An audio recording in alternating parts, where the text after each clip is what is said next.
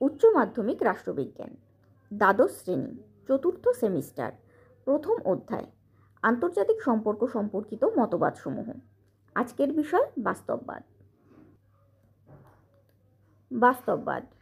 প্রশ্ন: আন্তর্জাতিক সম্পর্কের আলোচনার বাস্তববাদী ধারার বৈশিষ্ট্যগুলির বর্ণনা দাও, অথবা আন্তর্জাতিক সম্পর্কের আলোচনায় বাস্তববাদী ধারার গুরুত্ব বর্ণনা কর। উত্তরটা শুরু করার আগে একটা কথা বলে নিতে চাই, সেটা হলো অন্যান্য ধারাগুলো বা অন্যান্য তাত্ত্বিক দৃষ্টিভঙ্গিগুলো যখন আমরা পড়ব, তখন সেই দৃষ্টিভঙ্গি সম্পর্কে একটা প্রশ্নের উত্তর পড়লেই হয়ে যায়, কিন্তু বাস্তববাদ সম্পর্কে 3 ধরনের প্রশ্ন আসে। এক, যেটা নিয়ে আজকে আমরা আলোচনা করব, ইন জেনারেল বাস্তববাদ কী, সেটা তার সাবেকি রূপ হোক বা আধুনিক রূপ হোক, দুটো নিয়েই। এছাড়াও বাস্তববাদের আরও দুটো রূপ নিয়ে প্রশ্ন আসে। তার একটা প্রশ্ন হলো বাস্তববাদ সম্পর্কে মর্গেনথাউয়ের দৃষ্টিভঙ্গি আলোচনা করো, যেটা মূলত রাজনৈতিক বাস্তববাদ বা বাস্তববাদের সাবেকি রূপ নিয়ে আলোচনা। আর আরেকটা প্রশ্ন আসে নয়া বাস্তববাদ নিয়ে আলোচনা করো। সেই দুটো প্রশ্নের উত্তর আমরা অন্য কোনো ভিডিওতে আলোচনা করব। আপাতত আমরা ইন জেনারেল বাস্তববাদ কী সেটা নিয়ে আলোচনা করছি। উত্তরটা শুরু করছি। ভূমিকা: আন্তর্জাতিক সম্পর্ক বিশ্লেষণের অন্যতম ও প্রভাবশালী দৃষ্টিভঙ্গি হল বাস্তববাদ। এই মতবাদে নৈতিকতা এবং আদর্শের ভিত্তিতে নয়, বরং রাজনৈতিক বাস্তবতা, ক্ষমতা ও জাতীয় স্বার্থের পরিপ্রেক্ষিতে আন্তর্জাতিক রাজনীতিকে ব্যাখ্যা করা হয়। এটি রাষ্ট্রকেন্দ্রিক, ক্ষমতাকেন্দ্রিক এবং স্বার্থ সচেতন একটি মতবাদ। আমরা জানি আন্তর্জাতিক সম্পর্ককে বিভিন্ন দিক থেকে বা বিভিন্ন দৃষ্টিভঙ্গি দিয়ে আলোচনা করা যায়। এই এক একটা দিক বা দৃষ্টিভঙ্গির ওপর ভিত্তি করে গড়ে উঠেছে আন্তর্জাতিক সম্পর্ক আলোচনার বিভিন্ন বিশ্লেষণ ধারা। বাস্তববাদী ধারাও এরকমই একটা তাত্ত্বিক দৃষ্টিভঙ্গি। আন্তর্জাতিক সম্পর্কের আলোচনার যখন সূত্রপাত হয়েছিল, অর্থাৎ মূলত প্রথম বিশ্বযুদ্ধের পরে এবং তার আগেও কিছুটা, মূলত প্রথম বিশ্বযুদ্ধের পরে, তখন আন্তর্জাতিক সম্পর্ককে মূলত আদর্শবাদী দৃষ্টিভঙ্গি দিয়েই ব্যাখ্যা করা হতো। অর্থাৎ নৈতিকতা বা আদর্শের ভিত্তিতেই আন্তর্জাতিক বিভিন্ন ঘটনাবলীর বিশ্লেষণ করা হতো।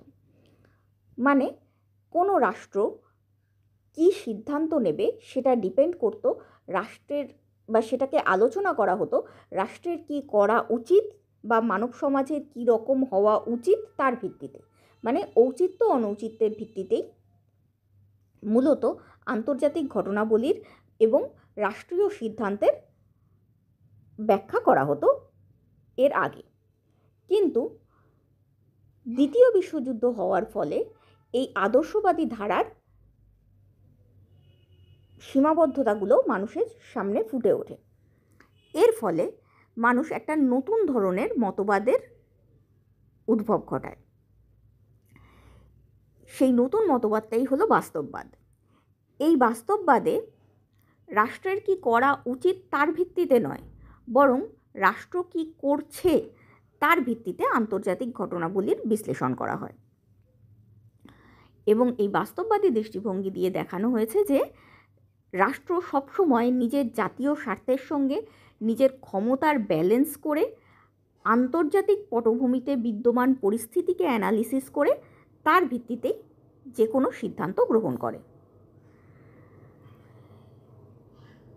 এই বাস্তববাদীদের ধারণা অনুসারে আন্তর্জাতিক পটভূমিতে মূলত রাষ্ট্রই সিদ্ধান্ত গ্রহণ করে এবং আন্তর্জাতিক পরিস্থিতিকে পরিবর্তনের ক্ষমতা একমাত্র রাষ্ট্রগুলোরই আছে।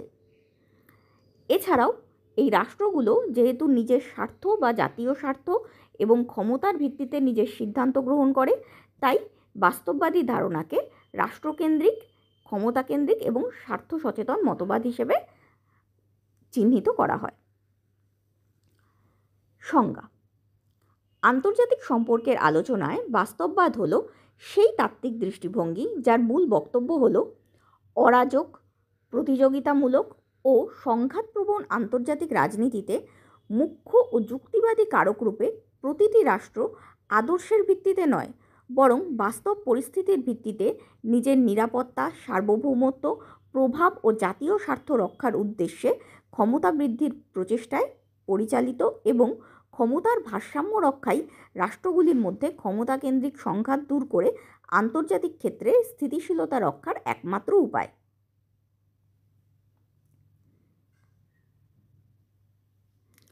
অর্থাৎ আন্তর্জাতিক সম্পর্কের আলোচনায় বাস্তববাদী দৃষ্টিভঙ্গি হলো এমন একটা দৃষ্টিভঙ্গি যা আন্তর্জাতিক পরিস্থিতিকে বা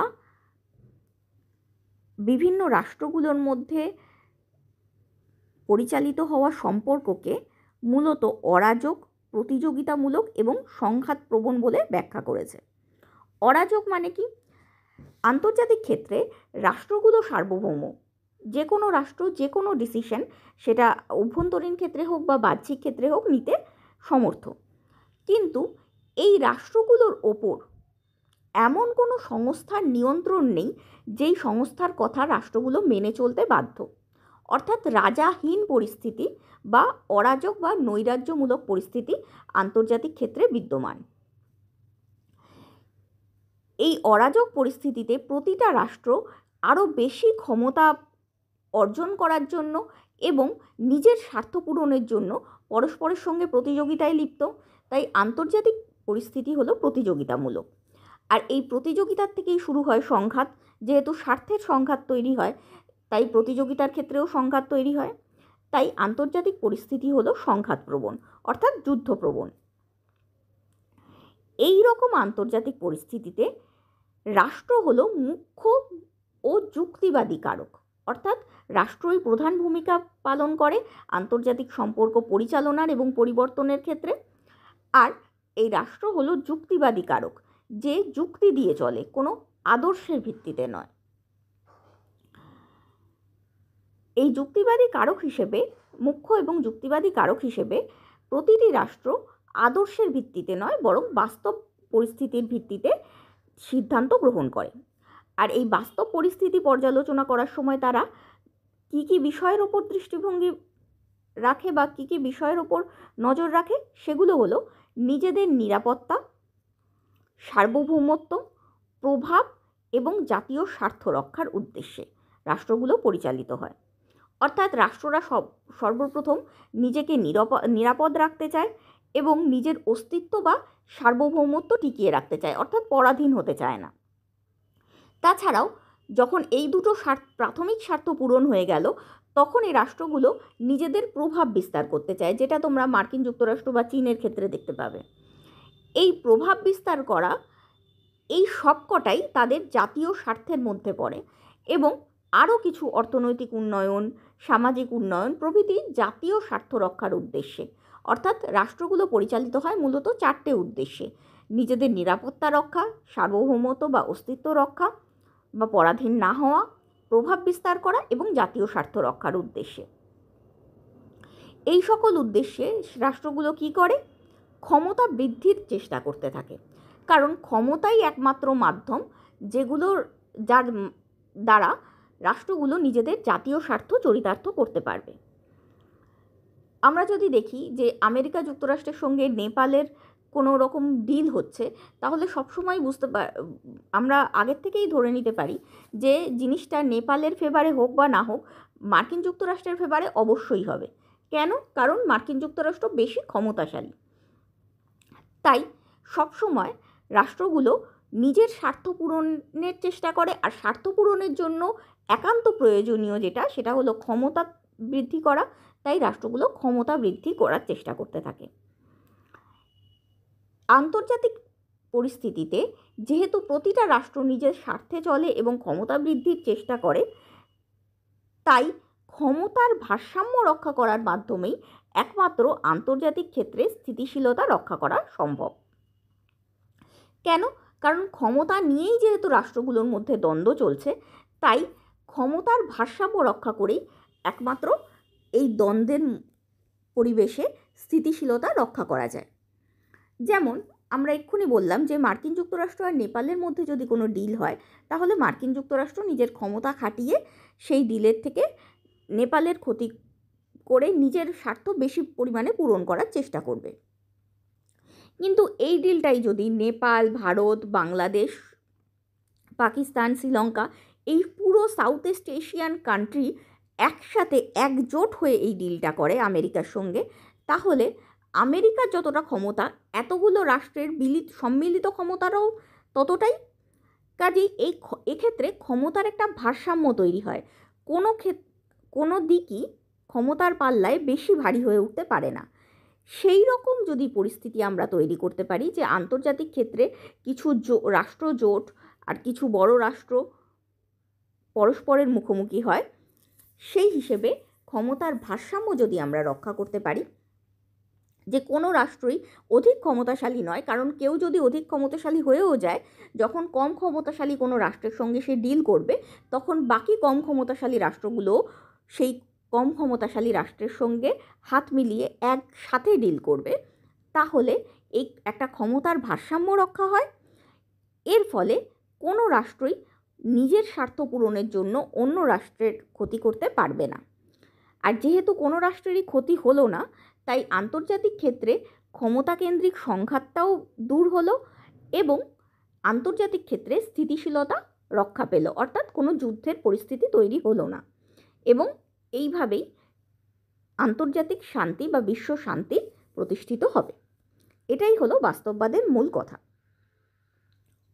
বিকাশ মূলত দ্বিতীয় বিশ্বযুদ্ধের পরবর্তী সময়, অর্থাৎ 1930-এর পরে, যদিও দ্বিতীয় বিশ্বযুদ্ধের 1930-এর পর শেষ হয়নি, তবুও ফ্যাসিবাদের উত্থান ও সাম্রাজ্যবাদী শক্তির আগ্রাসনের পরিপ্রেক্ষিতে মূল্যবোধ কেন্দ্রিক আদর্শবাদের বিরুদ্ধে প্রতিক্রিয়া স্বরূপ বাস্তববাদ আন্তর্জাতিক সম্পর্কের প্রভাবশালী তত্ত্ব হিসেবে প্রতিষ্ঠিত হয়। তবে এর শেকড় প্রাচীনকাল থেকেই বিদ্যমান। অর্থাৎ আমরা যেমন জেনেছি যে আদর্শবাদের উদ্ভব ঘটেছিল প্রথম বিশ্বযুদ্ধের পর বা প্রথম বিশ্বযুদ্ধ চলাকালীন সময় থেকেই, ঠিক তেমনই আদর্শবাদের ব্যর্থতা প্রকাশিত হতে থাকে দ্বিতীয় বিশ্বযুদ্ধের পটভূমি তৈরি হওয়ায় বা একনায়কতন্ত্রী শাসন ব্যবস্থার তৈরি হওয়ায়, যেটা ফ্যাসিবাদ বা নাৎসিবাদ যাই বলো না কেন, তাদের উত্থানের ফলে, বা সাম্রাজ্যবাদী ব্রিটিশ সাম্রাজ্য এরকম সাম্রাজ্যবাদী শক্তিগুলোর আগ্রাসনের ফলে আদর্শবাদের সীমাবদ্ধতাগুলো প্রকাশ পেতে থাকে এবং তার ফলেই বাস্তববাদের উদ্ভব হয়। মূলত আদর্শবাদের বিরুদ্ধে প্রতিক্রিয়ার রূপ হিসেবে। প্রাচীন যুগে খ্রিস্টপূর্ব 4র্থ শতাব্দীতে ভারতের বিশিষ্ট কূটনীতিবিদ কৌটিল্য তার অর্থশাস্ত্র গ্রন্থে রাজনীতি ও পররাষ্ট্রনীতি ব্যাখ্যা করতে গিয়ে ক্ষমতা, প্রতিরক্ষা, সামরিক প্রস্তুতি ও স্বার্থকেই মুখ্য বলে বর্ণনা করেছেন, যেটা বাস্তববাদী ধারার দৃষ্টিভঙ্গির সঙ্গে মিল খায়। খ্রিস্টপূর্ব 5ম শতাব্দীতে প্রখ্যাত গ্রিক ঐতিহাসিক থুসিডাইডিস তার history of the Peloponnesian war গ্রন্থে আন্তর্জাতিক রাজনীতিকে শক্তির লড়াই হিসেবে এবং রাষ্ট্রকে আন্তর্জাতিক রাজনীতির মুখ্য ও যুক্তিবাদী কারকরূপে বর্ণনা করেছেন। এই গ্রন্থের মাধ্যমে থুসিডাইডিস মূলত দেখিয়েছেন যে যুদ্ধের কারণ হল রাষ্ট্রগুলির মধ্যে ক্ষমতাকেন্দ্রিক দ্বন্দ্ব এবং রাষ্ট্রগুলো নিজের স্বার্থ বুঝে যুক্তিযুক্তভাবেই সিদ্ধান্ত গ্রহণ করে। এছাড়াও বিশিষ্ট রোমান দার্শনিক সিসেরো আন্তর্জাতিক সম্পর্কের কেন্দ্রীয় উপাদান হিসেবে শক্তি বা ক্ষমতার ধারণাকে চিহ্নিত করেন। মধ্যযুগে ব্রিটিশ দার্শনিক সেন্ট অগাস্টাইন মানব প্রকৃতিকে ত্রুটিপূর্ণ, অহংবাদী এবং স্বার্থপর হিসেবে ব্যাখ্যা করেছিলেন, যা বাস্তববাদের ভিত্তি রচনা করে। পরবর্তী পয়েন্টগুলোতে আমরা পড়তে পারবো যখন বাস্তববাদের বৈশিষ্ট্য পড়ব, যে বাস্তববাদ মানব সমাজকে যেরকমভাবে বা মানুষের মানসিকতাকে যেরকমভাবে বর্ণনা করেছে, সেন্ট অগাস্টাইনও ঠিক সেরকমভাবেই বর্ণনা করেছিলেন। 16 শতাব্দীতে ইতালীয় রাষ্ট্রচিন্তাবিদ নিকোলো মেকিয়াভেলি দ্য প্রিন্স গ্রন্থে নৈতিকতা ও রাজনীতিকে পৃথক করে রাষ্ট্রশক্তি রক্ষা ও বিস্তারের জন্য বাস্তববাদী কৌশলের প্রয়োজনীয়তা ব্যাখ্যা করেন। অর্থাৎ মেকিয়াভেলিও বাস্তববাদকেই অনেকটাই সমর্থন করে। কারণ তিনিই মূলত রাষ্ট্রবিজ্ঞানের ক্ষেত্রে নৈতিকতা বা আদর্শবাদকে রাজনীতি থেকে পৃথক করেছিলেন।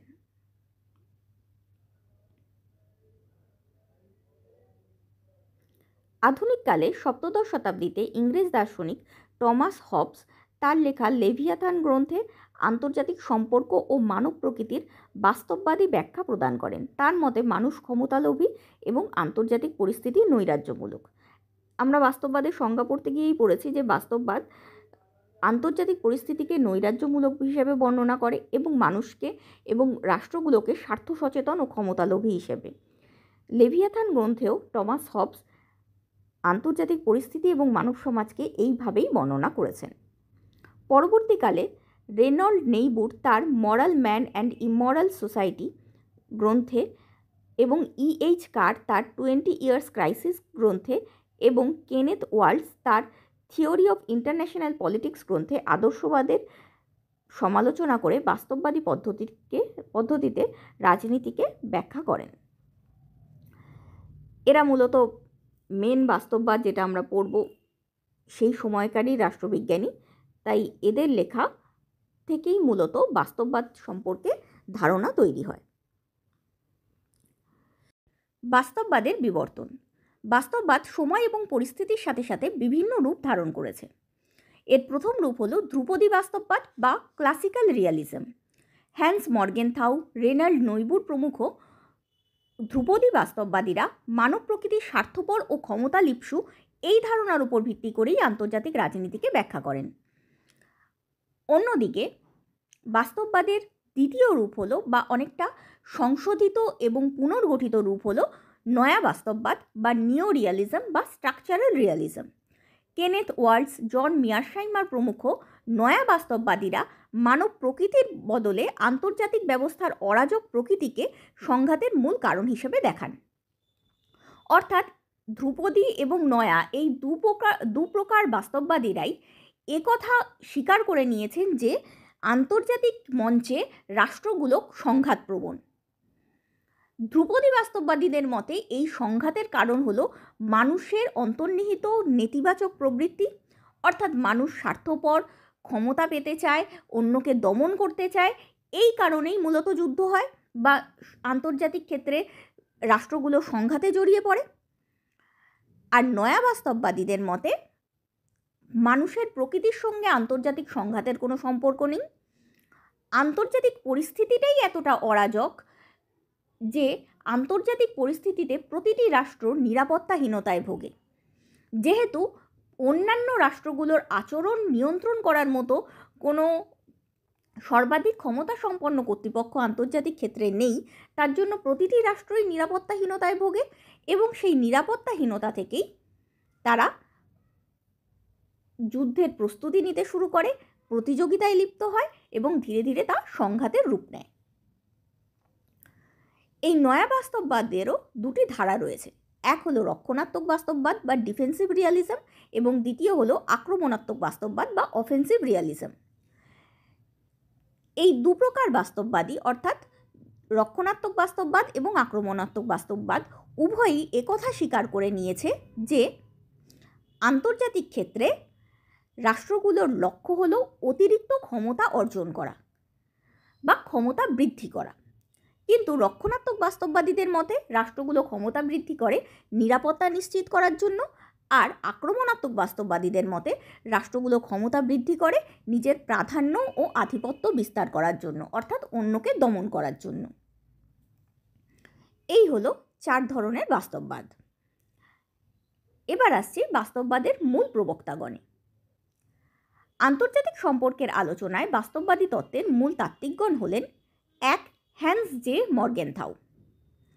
হ্যান্স জে মর্গেনথাউ আধুনিক আন্তর্জাতিক সম্পর্কের বাস্তববাদী ধারার অন্যতম প্রধান প্রবক্তা। তাকেই মূলত বাস্তববাদের জনক বলা হয়, বা আরও স্পেসিফিক্যালি বলতে গেলে তাকে সাবেকি বাস্তববাদের জনক বলা হয়।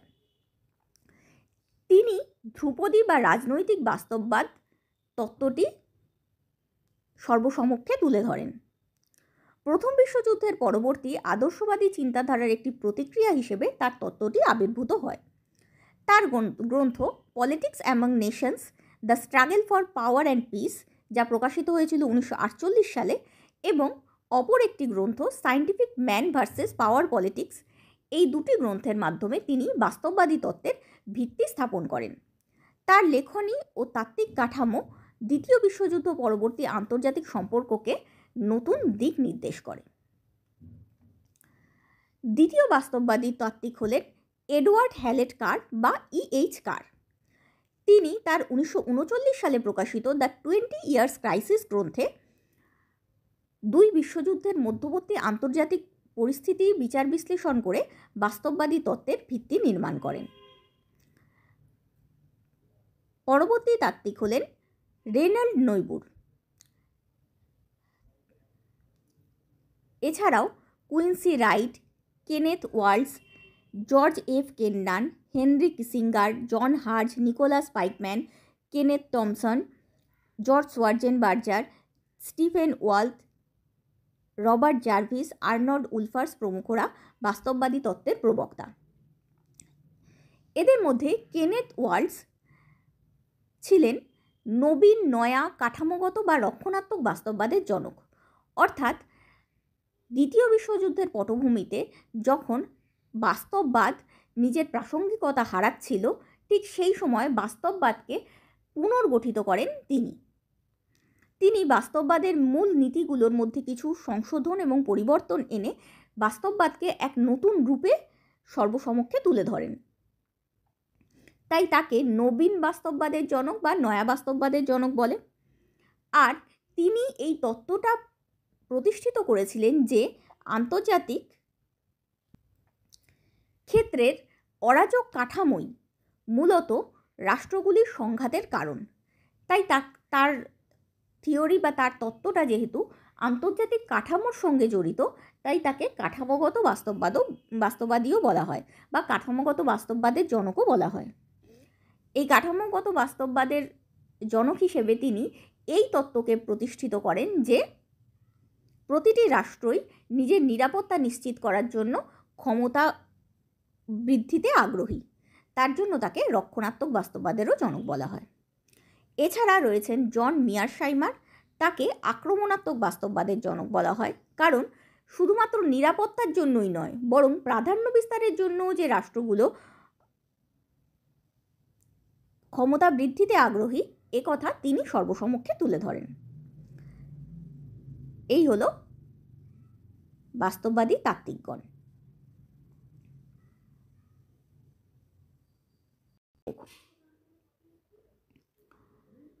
বাস্তববাদের বৈশিষ্ট্য। আন্তর্জাতিক সম্পর্কের আলোচনার বাস্তববাদী ধারার মূল বৈশিষ্ট্যগুলি হল: 1. মানব প্রকৃতির নেতিবাচক চরিত্র। বাস্তববাদীরা ঐতিহাসিক দৃষ্টান্ত দিয়ে একথা প্রমাণ করেছেন যে মানুষ প্রকৃতিগতভাবে ক্ষমতালোভী, উচ্চাকাঙ্ক্ষী, অসাধু এবং দমন প্রবৃত্তির দ্বারা নিয়ন্ত্রিত ও পরিচালিত হয়। আন্তর্জাতিক রাজনীতিও এর ব্যতিক্রম নয়। আন্তর্জাতিক রাজনীতির ক্ষমতার দ্বন্দ্ব এবং চিরস্থায়ী সংঘাতের এটাই কারণ।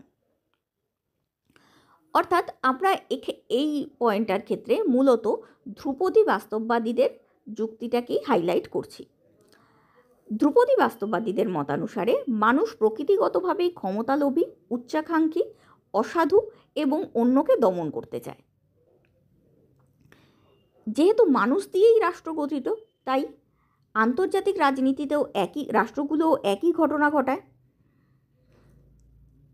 এই জন্যই আন্তর্জাতিক রাজনীতিতে চিরকালীন ক্ষমতা নিয়ে একটা দ্বন্দ্ব তৈরি হয়েছে এবং চিরস্থায়ী একটা সংঘাতের পরিস্থিতি তৈরি হয়েছে। দ্বিতীয় পয়েন্ট, রাষ্ট্রকেন্দ্রিকতা। বাস্তববাদীদের মতানুসারে আন্তর্জাতিক রাজনীতিতে রাষ্ট্রের ভূমিকাই প্রধান। যেহেতু আন্তর্জাতিক সংগঠন, এনজিও বা বহুজাতিক কোম্পানি ইত্যাদি অরাষ্ট্রীয় সত্তাগুলো রাষ্ট্রের মতো সার্বভৌম নয়, তাই সেগুলোর ভূমিকা গৌণ। অর্থাৎ বাস্তববাদীদের মতে শুধুমাত্র সার্বভৌম, অর্থাৎ যে সমস্ত শক্তিগুলো নিজেদের যে কোনো সিদ্ধান্ত নিজেরাই নিতে পারে, নিতে সমর্থ, কোনো পারিপার্শ্বিক প্রভাব মুক্ত হয়ে নিজেদের যে কোনো সিদ্ধান্ত নিজেরা গ্রহণ করতে এবং বাস্তবায়িত করতে পারে, সেই সমস্ত সার্বভৌম সত্তাগুলোরই ক্ষমতা আছে আন্তর্জাতিক রাজনীতিকে পরিচালিত করার এবং পরিবর্তিত করার। আর যেহেতু রাষ্ট্রই একমাত্র সার্বভৌম সংস্থা বা সার্বভৌম সত্তা, তাই একমাত্র রাষ্ট্রই আন্তর্জাতিক পরিস্থিতিকে পরিবর্তিত এবং পরিচালিত করতে পারে। তার জন্য আন্তর্জাতিক ক্ষেত্রে রাষ্ট্রের ভূমিকাকেই তারা প্রধান বলে ধারণা করেছেন এবং অন্যান্য সংগঠনগুলো যেহেতু সার্বভৌম নয়, তাই সেগুলোর ভূমিকাকে গৌণ বলে চিহ্নিত করেছেন। তৃতীয় পয়েন্ট, ক্ষমতা কেন্দ্রিকতা। বাস্তববাদীদের মতে ক্ষমতা হলো আন্তর্জাতিক রাজনীতির প্রধান চালিকা শক্তি। রাষ্ট্রগুলির আচরণ, সিদ্ধান্ত এবং পারস্পরিক সম্পর্ক ক্ষমতা অর্জন ও তা সম্প্রসারণের ভিত্তিতেই নিয়ন্ত্রিত হয় বা নির্ধারিত হয়। ক্ষমতা অর্জনই আন্তর্জাতিক রাজনীতির মূল উদ্দেশ্য, কারণ ক্ষমতাই আন্তর্জাতিক ক্ষেত্রে রাষ্ট্রকে নিরাপত্তা ও সম্মান প্রদান করে। আমরা আলোচনার শুরুতেই বলেছিলাম, যদি মার্কিন যুক্তরাষ্ট্র এবং নেপালের মধ্যে ডিল হয়, তাহলে মার্কিন যুক্তরাষ্ট্রের স্বার্থ অধিক পূরণ হওয়ার সম্ভাবনা বেশি, কারণ মার্কিন যুক্তরাষ্ট্র ক্ষমতাশালী। তাই ক্ষমতা জাতীয় স্বার্থ সংরক্ষিত করার নিরাপত্তাটা বা সিওরিটিটা, নিশ্চয়তাটা প্রদান করে এবং রাষ্ট্রকে সম্মানও প্রদান করে। মার্কিন যুক্তরাষ্ট্রের সম্মান নেপাল বা অন্যান্য ছোট রাষ্ট্রের থেকে, এটা সম্মানই বলি বা ভীতিই বলি, অন্যান্য ছোট রাষ্ট্রের থেকে তাদের ভীতি বা সম্মান জিনিসটা অনেক বেশি। তাই বলা যেতে পারে প্রতিটা রাষ্ট্রই এই রকমই ক্ষমতা অর্জন করতে চায়। এই ক্ষমতা অর্জনের জন্যই বা ক্ষমতা অর্জন করার জন্য যে যে পদক্ষেপ নিতে হয়, সেই পদক্ষেপ অনুসারেই তাদের আচরণ, সিদ্ধান্ত এবং পারস্পরিক সম্পর্ক নির্ধারিত হয়। যেমন মার্কিন যুক্তরাষ্ট্রের সঙ্গে অনেক রাষ্ট্রই সুসম্পর্ক বজায় রাখতে চায়, কারণ সে ক্ষমতাশালী রাষ্ট্র, আর ক্ষমতাশালী রাষ্ট্রের সঙ্গে থাকা মানে নিজেও কিছুটা ক্ষমতাবান হয়ে ওঠা। তাই বলা যেতে পারে ক্ষমতাই হলো আন্তর্জাতিক রাজনীতির প্রধান চালিকা শক্তি। পরবর্তী পয়েন্ট, জাতীয় স্বার্থ সর্বাগ্রে। যুক্তিবাদী কারক হিসেবে রাষ্ট্র জাতীয় স্বার্থের ভিত্তিতেই যে কোনো সিদ্ধান্ত গ্রহণ এবং মিত্র বা শত্রু নির্বাচন করে। যে কোনো রাষ্ট্রই জাতীয় স্বার্থের ভিত্তিতেই পরিচালিত হয়। যে কোনো সিদ্ধান্তই তারা গ্রহণ করে, তাদের কোনটা দেশের পক্ষে ভালো হবে আর কোনটা দেশের পক্ষে খারাপ হবে সে কথা বিচার করি, এবং আন্তর্জাতিক ক্ষেত্রে মিত্র রাষ্ট্র এবং শত্রু রাষ্ট্র বেছে নেয় এর ভিত্তিতেই যে কোন রাষ্ট্রের সঙ্গে থাকলে তাদের জাতীয় স্বার্থ বেশি পূরণ হবে আর কোন রাষ্ট্রের সঙ্গে থাকলে তাদের জাতীয় স্বার্থ কম পূরণ হবে, তার ভিত্তিতেই তারা শত্রু বা মিত্র নির্বাচন করে। পরবর্তী পয়েন্ট, নৈরাজ্য। বাস্তববাদীরা মনে করেন যেহেতু আন্তর্জাতিক ব্যবস্থার মধ্যে সার্বভৌম রাষ্ট্রগুলির আচরণ নিয়ন্ত্রণ করার মতো কোনো বিশ্বব্যাপী কর্তৃপক্ষ নেই, সেই কারণে আন্তর্জাতিক ব্যবস্থা নৈরাজ্যমূলক। অর্থাৎ এখানে আমরা নয়া বাস্তববাদীদের মতামতটাকেই হাইলাইট করছি। তারা বলেছেন যে আন্তর্জাতিক পরিস্থিতিতে যেহেতু সার্বভৌম রাষ্ট্রগুলোর আচরণ নিয়ন্ত্রণ করার মতো কোনো বিশ্বব্যাপী ক্ষমতাবান কর্তৃপক্ষ নেই, তাই আন্তর্জাতিক ব্যবস্থা রাজাহীন বা নৈরাজ্যমূলক। পরবর্তী পয়েন্ট, যুদ্ধপ্রবণ। নৈরাজ্যমূলক আন্তর্জাতিক ব্যবস্থায় আত্মরক্ষা ও পরস্পর বিরোধী জাতীয় স্বার্থ রক্ষার উদ্দেশ্যে রাষ্ট্রগুলি প্রায়ই দ্বন্দ্ব সংঘাতে জড়িয়ে পড়ে। তাই সামরিক ক্ষমতা বৃদ্ধি অত্যন্ত গুরুত্বপূর্ণ। অর্থাৎ আন্তর্জাতিক পরিস্থিতিতে যেহেতু কেউ রাজা নেই, তাই সব রাষ্ট্রই নিজেদের স্বার্থ রক্ষার জন্য যা খুশি করতে পারে, এবং সেই উদ্দেশ্যেই পরস্পর বিরোধী যখন স্বার্থ তৈরি হয় তখন তারা পরস্পরের সঙ্গে সংঘাতে জড়িয়ে পড়ে। আর এই সংঘাতে জেতার জন্য বা সংঘাতজনক পরিস্থিতি যাতে না আসে, অন্য কারোর অধীনে যাতে তাদের না চলে যেতে হয়, তার জন্য তাদের উচিত সামরিক ক্ষমতা বৃদ্ধি করা। যেটা আমরা ভারত বা ইসরায়েলের ক্ষেত্রে দেখতেই পাই বা অন্যান্য রাষ্ট্রের ক্ষেত্রেও দেখতে পাই, রাষ্ট্রগুলো সর্বক্ষণ শুধু নিজের সামরিক ক্ষমতা বৃদ্ধি করার জন্য নতুন নতুন অস্ত্রের আবিষ্কার এবং নতুন নতুন অস্ত্রের আমদানি করছে। এছাড়াও সিকিউরিটি বা অন্যান্য বিষয়গুলোর উপরও রাষ্ট্র বিশেষ নজর দেয়। পরবর্তী পয়েন্ট, ক্ষমতার ভারসাম্য। বাস্তববাদ অনুযায়ী আন্তর্জাতিক ক্ষেত্রে স্থায়িত্ব রক্ষার একমাত্র উপায় হলো ক্ষমতার ভারসাম্য রক্ষা, যার প্রধান কৌশল জোট গঠন, অর্থাৎ কোনো রাষ্ট্রের পক্ষে এককভাবে আধিপত্য প্রতিষ্ঠা করা সম্ভব না হলে অন্য রাষ্ট্রের সঙ্গে সংযুক্তভাবে ক্ষমতাবান হয়ে ওঠা। আমরা অলরেডি আলোচনা করেছি যে যদি কোনো একক রাষ্ট্র, যেমন নেপালের মতো কোনো ছোট রাষ্ট্র, মার্কিন যুক্তরাষ্ট্রের সঙ্গে ডিল করার ক্ষেত্রে নিজের জাতীয় স্বার্থ সংরক্ষণে সমর্থ হচ্ছে না, তখন যদি সেই ধরনের রাষ্ট্র কতগুলো একই লেভেলের বা এর থেকে একটু উঁচু লেভেলের রাষ্ট্রের সঙ্গে বন্ধুত্ব করে বা জোট গঠন করে, তাহলে ক্ষমতার ক্ষেত্রে একটা ভারসাম্য তৈরি হয়। ফলে কোনো একটা রাষ্ট্রের পক্ষে বেশি ক্ষমতাবান হয়ে ওঠা সম্ভব হয় না, তাই সকল রাষ্ট্রের স্বার্থই সমন্বয়মূলকভাবে রক্ষিত হয়। আর এইভাবে ক্ষমতার ভারসাম্য রক্ষা করেই যুদ্ধকে ঠেকানো যেতে পারে। না হয় যদি এরকম একটা ডিল হয় মার্কিন যুক্তরাষ্ট্র এবং নেপালের মধ্যে, যাতে মার্কিন যুক্তরাষ্ট্র নিজের স্বার্থ রক্ষা করতে সমর্থ হলো এবং নেপাল পারলো না, তাই নেপালের মধ্যে একটা ক্ষোভ জমে থাকবে এবং নেপাল মার্কিন যুক্তরাষ্ট্রের সঙ্গে যুদ্ধ করার চেষ্টা করবে।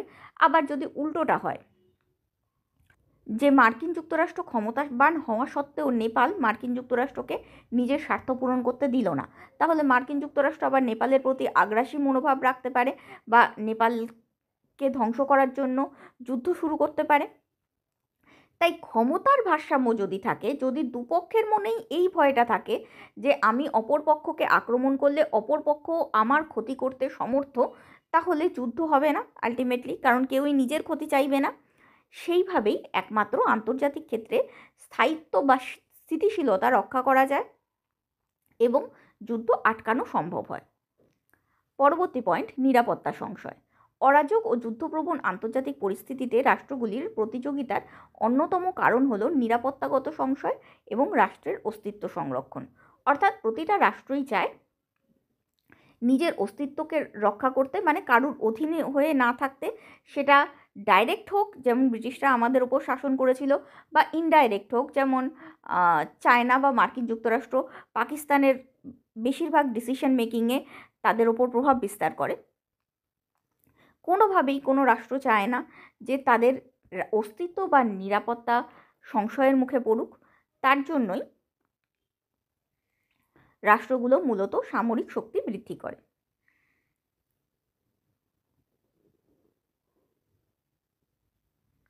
পরবর্তী পয়েন্ট হলো নৈতিকতার সীমাবদ্ধতা। বাস্তববাদীরা মনে করেন রাষ্ট্রসমূহের মধ্যে ক্ষমতার দ্বন্দ্ব ও সংঘাতই স্বাভাবিক এবং নৈতিকতার শান্তি ও সহযোগিতা হলো আপেক্ষিক, ক্ষণস্থায়ী ও শর্ত সাপেক্ষ। কারণ আন্তর্জাতিক রাজনীতিতে নৈতিকতার কোনো সার্বজনীন মানদণ্ড নেই। অর্থাৎ আমার কাছে যেটা নৈতিক মনে হচ্ছে তোমার কাছে সেটা অনৈতিক মনে হতেই পারে। যেমন আমার কাছে আমার রাষ্ট্রের স্বার্থ রক্ষা করাটাই উচিত বলে মনে হতে পারে, কিন্তু অনেকের কাছে সমগ্র মানব সমাজের স্বার্থ রক্ষা করাটা উচিত বলে মনে হতে পারে। একটা এমনি উদাহরণ দিয়ে বিষয়টাকে ব্যাখ্যা করা যেতে পারে। যেমন আমি হয়তো মনে করতে পারি যে আমাদের বাড়িতে এসি চলবে, কেন না এসি চললে পরে আমরা আরাম পাচ্ছি, আমরা যেটুকু সময় বেঁচে আছি সেইটুকু সময়ই ভালোভাবে বাঁচাটা আমাদের উচিত। কিন্তু অপর কোনো ব্যক্তির এটাও মনে হতে পারে যে না, আমরা আজকে এই এসি চালিয়ে বায়ুমণ্ডলের যে ক্ষতি করছি তাতে আমাদের ভবিষ্যৎ জেনারেশন ভালো পরিবেশ পাবে না, আমাদের ভবিষ্যৎ জেনারেশনের কথা ভেবেও চলা উচিত। তাই আমাদের যথাসম্ভব প্রাকৃতিক পরিবেশে বাঁচা উচিত, যাতে আমরা প্রকৃতিকে ধ্বংস না করি এবং ভবিষ্যৎ জেনারেশন ভালোভাবে বাঁচে। কাজেই এই ক্ষেত্রেই আমার আর তোমার নৈতিকতার মধ্যে একটা ডিফারেন্স তৈরি হলো। এখানে কোনটা ঠিক ওরকমভাবে বলা সম্ভব না। হয়তো ভবিষ্যৎ জেনারেশন কোনো দিন এলোই না, তার আগেই পৃথিবী ধ্বংস হয়ে গেল, উপরন্তু আমি এসির হাওয়াও খেতে পারলাম না। আবার হয়তো ভবিষ্যৎ জেনারেশন খুবই কষ্ট করলো আমার ওই কয়েক মুহূর্তের একটু বেশি আরামের জন্য। তাই নৈতিকতা কাকে বলে সেই নিয়ে কোনো সার্বজনীন মানদণ্ড নেই। এটা আমরা অন্যভাবেও দেখতে পারি। যেমন দেশের ক্ষেত্রে যদি আমরা দেখি, তাহলে ফ্রান্সের ক্ষেত্রে যেমন মানুষকে স্বাধীনতা দেওয়া বা নাগরিকদের স্বাধীনতা দেওয়াটা সবথেকে বেশি নৈতিক কাজ। কিন্তু চায়নার ক্ষেত্রে রাষ্ট্রের উন্নতির স্বার্থে প্রত্যেকের স্বাধীনতাকে সীমিত করাটা নৈতিক কাজ।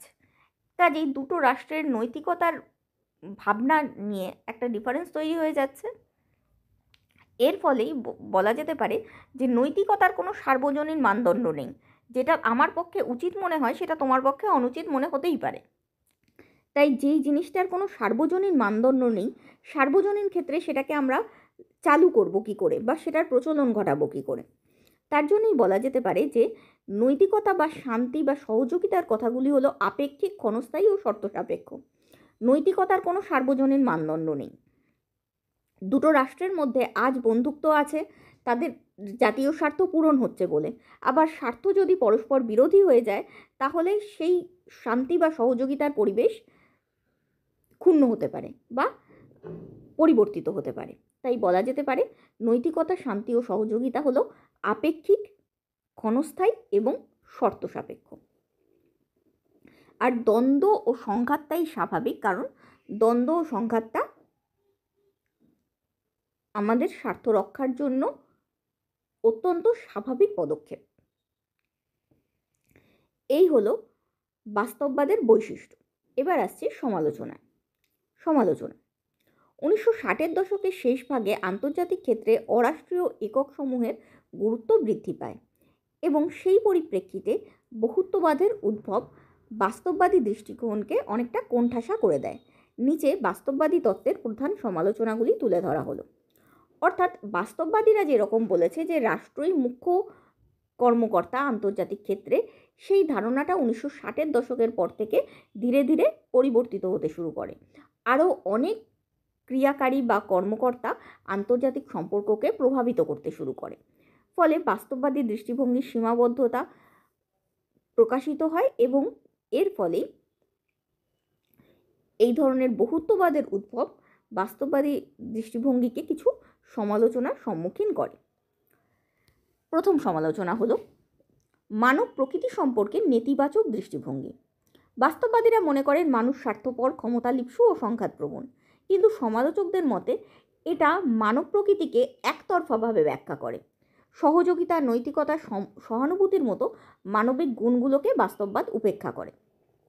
অর্থাৎ আমরা কেউই অস্বীকার করছি না যে মানুষের মধ্যে স্বার্থপরতা, ক্ষমতালিপ্সা এবং সংঘাত করার প্রবণতা রয়েছে, কিন্তু একথাও অস্বীকার করা যায় না যে সহযোগিতা করা, নৈতিকতার এবং সহানুভূতির মতো অনুভূতিও মানুষের মধ্যে রয়েছে। কাজেই মানুষের চরিত্রকে একতরফাভাবে ব্যাখ্যা করা, অপর দিকটাকে একেবারেই ইগনোর করাটা বাস্তববাদের ত্রুটি বলেই বর্ণনা করা যেতে পারে। পরবর্তী পয়েন্ট হলো রাষ্ট্রকেন্দ্রিকতা। বাস্তববাদ রাষ্ট্রকে আন্তর্জাতিক সম্পর্কের একমাত্র প্রধান অভিনেতা হিসেবে ধরে নেয়, কিন্তু আজকের যুগে বহুজাতিক কোম্পানি, আন্তর্জাতিক সংস্থা, আঞ্চলিক সংগঠন, এমনকি সন্ত্রাসী সংগঠনগুলো আন্তর্জাতিক রাজনীতিতে প্রভাবশালী ভূমিকা রাখে। বাস্তববাদ এগুলোকে যথাযথ গুরুত্ব দেয় না। অর্থাৎ আগেকার যুগে যেরকম রাষ্ট্রই আন্তর্জাতিক ক্ষেত্রে একমাত্র কর্মকর্তা ছিল, বর্তমান যুগে সেই কনসেপ্টটা বদলেছে। বর্তমান যুগে বিভিন্ন মাল্টিন্যাশনাল কোম্পানি আছে যারা রাষ্ট্রগুলোর থেকেও অনেক ক্ষেত্রে বেশি শক্তিশালী। শুধু তাই নয়, অনেক ক্ষেত্রে জাতিসংঘের মতো আন্তর্জাতিক সংস্থা যা রাষ্ট্রদের নিয়ে গঠিত, সেগুলোরও রাষ্ট্রের ওপর বেশ ভূমিকা থাকে, কারণ সেগুলো আন্তর্জাতিক ক্ষেত্রে জনমত গঠনে হেল্প করে। এছাড়াও বিভিন্ন আঞ্চলিক সংগঠন যেমন ওপেক, এশিয়ান প্রভৃতি সংগঠন, এছাড়া বিভিন্ন এনজিও, এমনকি সন্ত্রাসী গ্রুপগুলো অনেক ক্ষেত্রে প্রভাবশালী ভূমিকা পালন করে আন্তর্জাতিক সম্পর্কের বিকাশে। যেমন আইএসআই পাকিস্তানের ইমেজ খারাপ করার পক্ষে যথেষ্ট। কাজেই এক্ষেত্রে কোনো রাষ্ট্রের কিছু করতে হলো না, একটা সন্ত্রাসী সংগঠনই কোনো রাষ্ট্রের ইমেজ তৈরি বা খারাপ করে দিতে পারলো। এই রকম বিভিন্ন কারকের ভূমিকা থাকাকে বাস্তববাদে উপেক্ষা করা হয়। এটাও বাস্তববাদের একটা সীমাবদ্ধতা। পরবর্তী পয়েন্ট, অরাজকতার অতিরঞ্জন। বাস্তববাদীরা বলেন যে আন্তর্জাতিক ব্যবস্থা অরাজক এবং এর ফলে সংঘাত অনিবার্য। কিন্তু সমালোচকদের মতে আন্তর্জাতিক সংস্থা, আন্তর্জাতিক আইন ও চুক্তির মাধ্যমে অরাজকতা অনেকাংশে নিয়ন্ত্রিত হয়েছে। বাস্তববাদীরা সবসময় বলে যে আন্তর্জাতিক পরিস্থিতিতে কোনোভাবেই একটা নিয়ন্ত্রণ বা একটা সিস্টেম আনা যায় না, কোনোভাবেই আন্তর্জাতিক পরিস্থিতিকে একটা শৃঙ্খলার মধ্যে বাঁধা যায় না।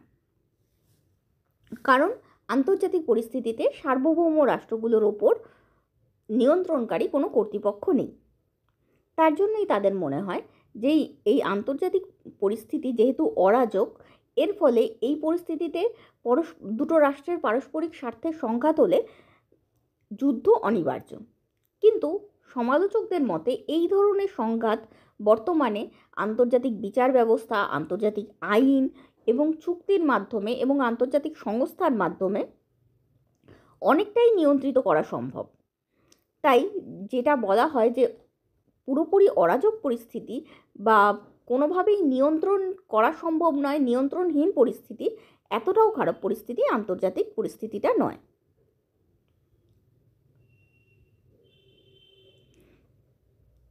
পরবর্তী পয়েন্ট, একমাত্রিকতা। দৃষ্টবাদ দ্বারা প্রভাবিত বাস্তববাদ বিজ্ঞানের মতো আন্তর্জাতিক সম্পর্কের ক্ষেত্রে কতগুলি সার্বজনীন সূত্র স্থাপন করতে চাইলেও আন্তর্জাতিক সম্পর্কের মতো পরিবর্তনশীল বিষয়কে কোনো সার্বজনীন নীতির মাধ্যমে ব্যাখ্যা করা কার্যত অসম্ভব। ফলস্বরূপ বাস্তববাদ সংঘাত, যুদ্ধ, শক্তির ভারসাম্য ইত্যাদির কারণ অনুসন্ধান করতে পারলেও ইউরোপীয় ইউনিয়ন বা ন্যাটোর ভেতর সহযোগিতা অথবা আঞ্চলিক শান্তি চুক্তি এসব ঘটনা যথাযথভাবে ব্যাখ্যা করতে পারে না। অর্থাৎ বাস্তববাদ, যেটা আগেও বলেছি যে মানব প্রকৃতির যেমন একটা দিক দেখায়, ঠিক একটাই দিক দেখায়, ঠিক তেমনি আন্তর্জাতিক প্রকৃতিরও একটাই দিক দেখায়। আন্তর্জাতিক পরিস্থিতি এতটাই পরিবর্তনশীল যে এর কোনো একটা নয়, এর বহু দিক রয়েছে। কোনো কোনো ক্ষেত্রে আন্তর্জাতিক পরিস্থিতি সহযোগিতামূলক, আবার কোনো কোনো ক্ষেত্রে সংঘাতপূর্ণ। তাই প্রত্যেকটা পরিস্থিতিকে কোনো একটা সূত্র দিয়ে ব্যাখ্যা করা যে সব রাষ্ট্র শুধুমাত্র জাতীয় স্বার্থের জন্যই কাজ করছে, না, অনেক সময় অনেক রাষ্ট্র বিশ্ব স্বার্থের জন্যও কাজ করে। আমরা যে পরিবেশ সংক্রান্ত সম্মেলনগুলি করি বা আমরা কোভিড-19 সময় যেরকমভাবে অন্যদের সাহায্য করেছি, সেগুলোর সবকটা আমাদের স্বার্থের পক্ষে উপকারী ছিল না বা শুধুমাত্র আমাদের স্বার্থ রক্ষার জন্য প্রয়োজনীয় ছিল না, সেটা আমরা বিশ্বের জন্যও করেছি। ঠিক তেমনই অনেক ক্ষেত্রে আবার রাষ্ট্র নিজের স্বার্থ রক্ষার জন্যও কাজ করে। তাই কোনো একটা থিওরিতে সম্পূর্ণ আন্তর্জাতিক পরিস্থিতিকে বিশ্লেষণ করা সম্ভব নয়। বাস্তববাদী চিন্তাভাবনার এই একমাত্রিকতাও বাস্তববাদের সীমাবদ্ধতা। পরিবর্তনের ব্যাখ্যার অক্ষমতা। বাস্তববাদ আন্তর্জাতিক ব্যবস্থাকে তুলনামূলকভাবে স্থিতিশীলতা এবং ক্ষমতাগত ভারসাম্যের পরিপ্রেক্ষিতে ব্যাখ্যা করে, কিন্তু ঔপনিবেশিকতার অবসান, স্নায়ুযুদ্ধের অবসান, জার্মানির পুনরেকত্রীকরণ, সোভিয়েত ইউনিয়নের ভাঙন, ইউরোপীয় ইউনিয়নের বিকাশ ইত্যাদি দ্রুত পরিবর্তন বাস্তববাদ যথাযথভাবে ব্যাখ্যা করতে ব্যর্থ হয়েছে। হফম্যানের মতে বাস্তববাদী তত্ত্ব ঊনবিংশ শতাব্দীর আন্তর্জাতিক ব্যবস্থাকেই আদর্শ ব্যবস্থারূপে গ্রহণ করে নিজেদের তত্ত্ব উপস্থাপন করেছে। তাই দ্বিতীয় বিশ্বযুদ্ধের পরবর্তীকালে যে সহযোগিতামূলক রাজনীতির আবির্ভাব ঘটেছিল তা ব্যাখ্যা করতে বাস্তববাদ ব্যর্থ হয়েছে। অর্থাৎ বাস্তববাদ শুধুমাত্র ঊনবিংশ শতাব্দীর যে পরিস্থিতিগুলো, তখন বেশিরভাগ রাষ্ট্র ক্ষমতা এবং জাতীয় স্বার্থের পরিপ্রেক্ষিতেই চলত, তখন রাষ্ট্রই ছিল মূল কারক আন্তর্জাতিক সম্পর্কের বা মূল ক্রিয়াকারী। এই ঊনবিংশ শতাব্দীর আন্তর্জাতিক পরিস্থিতিকেই তারা ব্যাখ্যা করে গেছে, তারা তার আগের এবং পরের পরিস্থিতির কথা ভাবেইনি। তার জন্য ঊনবিংশ শতাব্দীর পরবর্তীকালে যেরকমভাবে ঔপনিবেশিকতার অবসান ঘটেছিল, যে ব্রিটিশরা নিজেদের স্বার্থ এখানে থাকলে পূরণ হবে জেনেও যে চলে যেতে এক প্রকার বাধ্য হয়েছিল, স্নায়ুযুদ্ধের বা শীতল যুদ্ধের যে অবসান ঘটেছিল, জার্মানি এক হয়েছিল কেন, সোভিয়েত ইউনিয়নে ভাঙন ঘটল কেন, এই ধরনের ঘটনাগুলোকে বা ইউরোপিয়ান ইউনিয়ন, সার্ক, ওপেকের মতো সংস্থাগুলোর মধ্যে সহযোগিতা ঘটানো হচ্ছে কেন, সহযোগিতার বিকাশ ঘটেছে কেন, এগুলো ব্যাখ্যা করতে বাস্তববাদ ব্যর্থ হয়েছে। পরবর্তী পয়েন্ট, অর্থনৈতিক ও সামাজিক উপাদানকে অবহেলা। বাস্তববাদ জাতীয় স্বার্থ, সামরিক শক্তি ও রাজনৈতিক ক্ষমতাকে কেন্দ্র করে আন্তর্জাতিক রাজনীতির ব্যাখ্যা প্রদান করেছে।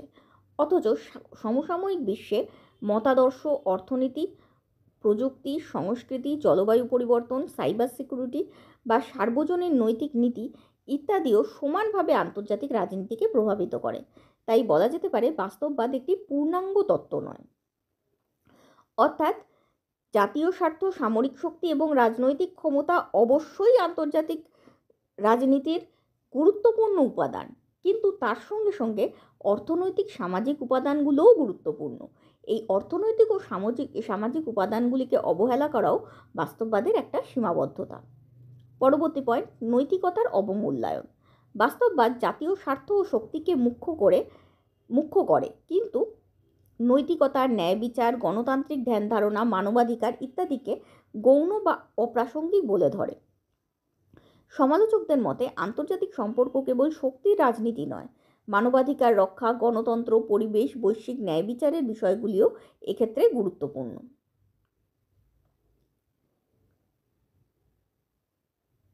অর্থাৎ নৈতিকতাকে অবজ্ঞা করাটাও বাস্তববাদের একটা সীমাবদ্ধতা। পুরোপুরি আমরা কোনো এলিমেন্টকেই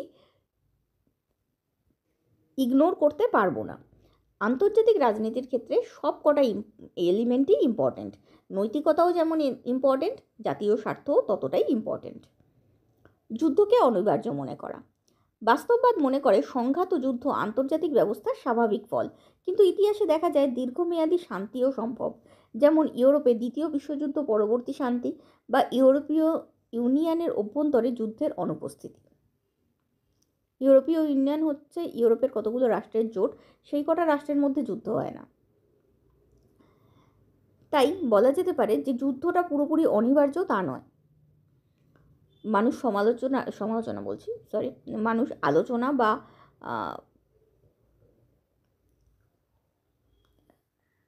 সমন্বয়ের মাধ্যমেও, সহযোগিতার মাধ্যমেও অনেক ক্ষেত্রে অনেক আন্তর্জাতিক ডিসপিউটকে মীমাংসা করতে পারে। পরবর্তী পয়েন্ট, নির্মাণবাদীদের সমালোচনা। নির্মাণবাদীদের মতে জাতীয় স্বার্থ ও ক্ষমতার ধারণা সামাজিকভাবে নির্মিত, তাই রাষ্ট্রের আচরণ তার পরিচয়, বিশ্বাস এবং সামাজিক সম্পর্কের ওপর নির্ভর করে, শুধু ক্ষমতার ভারসাম্যের ওপর নয়। নির্মাণবাদীদের মতে আমরা যেটা দেখছি সেটা অ্যাকচুয়ালি আমরা দেখছি না, আমাদের দেখানো হচ্ছে। প্রতিটা জিনিস বিশ্লেষণ করার যে দৃষ্টিভঙ্গি আমরা আপন করছি সেটা আমাদের সমাজ থেকে উঠে আসে। তাই বলা যেতে পারে যে জাতীয় স্বার্থ এবং ক্ষমতার ধারণাটাও আমাদের ওপর সামাজিকভাবে চাপিয়ে দেওয়া হয়েছে। না হয় রাষ্ট্র কি, আমরা যদি এটা মনে করি যে আমরা পুরো মানব সমাজ, তাহলে রাষ্ট্রের গুরুত্ব থাকে না। তাই রাষ্ট্রের আচরণ তার পরিচয়, বিশ্বাস, সামাজিক সম্পর্কের ওপর নির্ভর করে, শুধুমাত্র ক্ষমতার ভারসাম্যের ওপর নয়। যেমন আমরা যদি ভারত পাকিস্তানের দ্বন্দ্বের কথা বলি, ভারতের সহযোগিতামূলক প্রবৃত্তি আর পাকিস্তানের বিট্রে করার বা বিশ্বাসঘাতকতার প্রবৃত্তি, এটা তাদের সমাজ থেকে উঠে এসেছে। এটার জন্য কোনো ক্ষমতার ভারসাম্য, স্বার্থ পূরণ কোনোটাতেই কোনো লাভ হবে না। তাই বলা যেতে পারে সমাজ থেকেই তাদের ধারণা তৈরি হয়। ক্ষমতার ভারসাম্য করা বা তাদের স্বার্থ পূরণের চেষ্টা করা, স্বার্থের সমন্বয় ঘটিয়ে কোনোভাবে যুদ্ধ ঠেকানো সম্ভব নয়। সমালোচকদের অভিমত।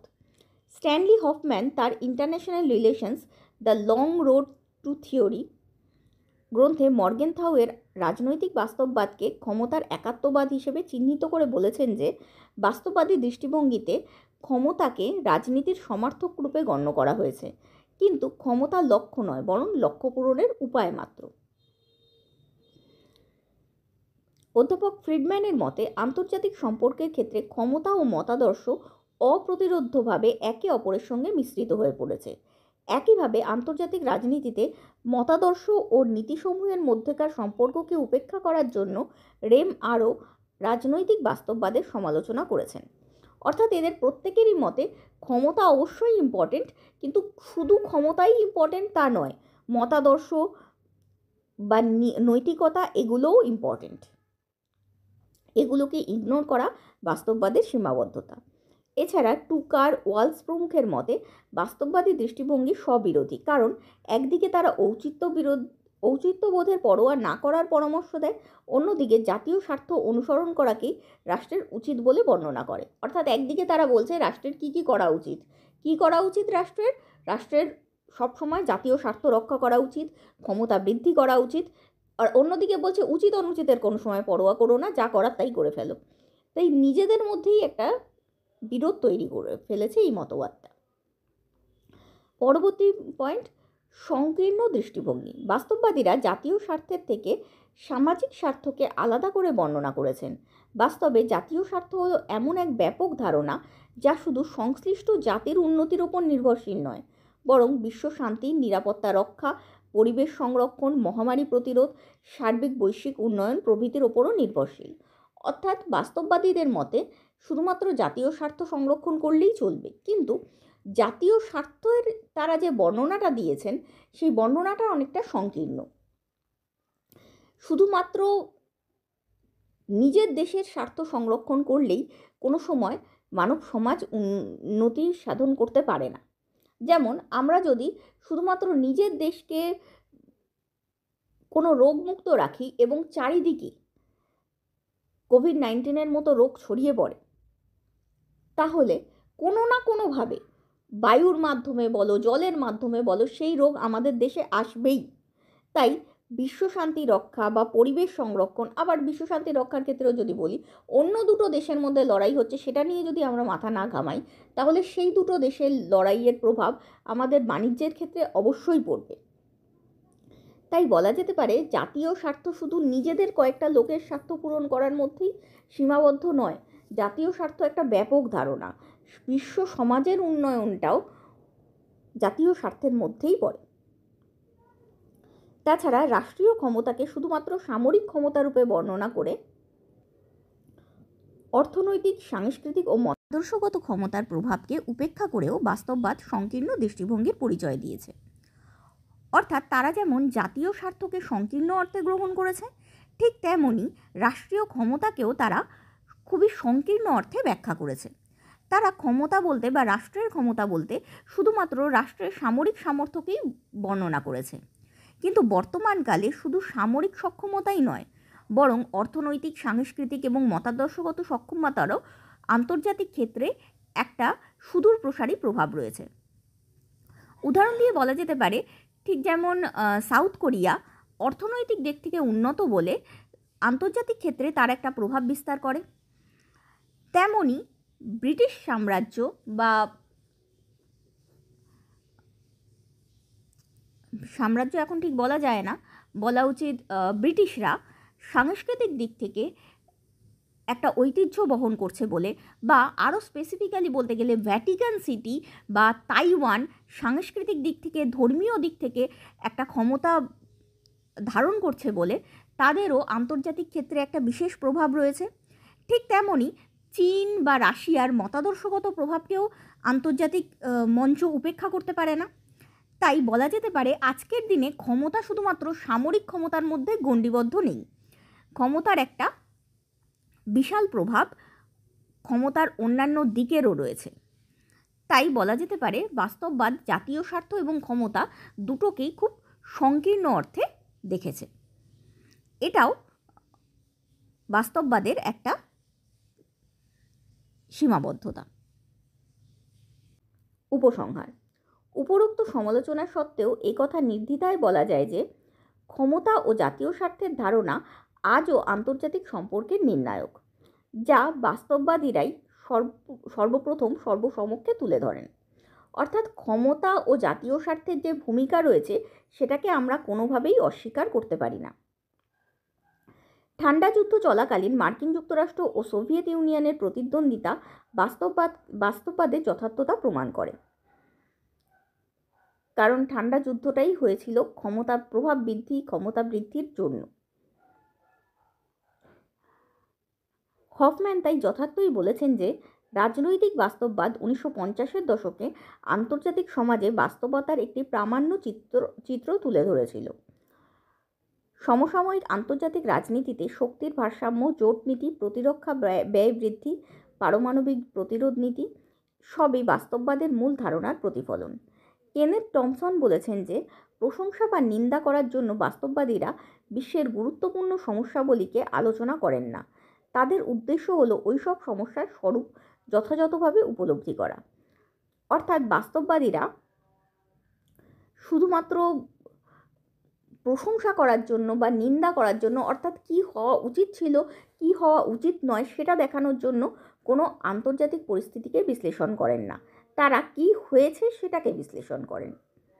তাই আন্তর্জাতিক সংঘাত, ভূরাজনীতি এবং নিরাপত্তা অধ্যয়নে আজও বাস্তববাদ একটি প্রভাবশালী ধারা। এই হলো আন্তর্জাতিক সম্পর্কের আলোচনার বাস্তববাদী ধারা। উত্তরটা ভালো লাগলে অবশ্যই লাইক, শেয়ার এবং সাবস্ক্রাইব করো চ্যানেলটা। আর এরকম কোনো উত্তর জানার ইচ্ছে হলে অবশ্যই কমেন্টের মাধ্যমে জানিও। Thank you.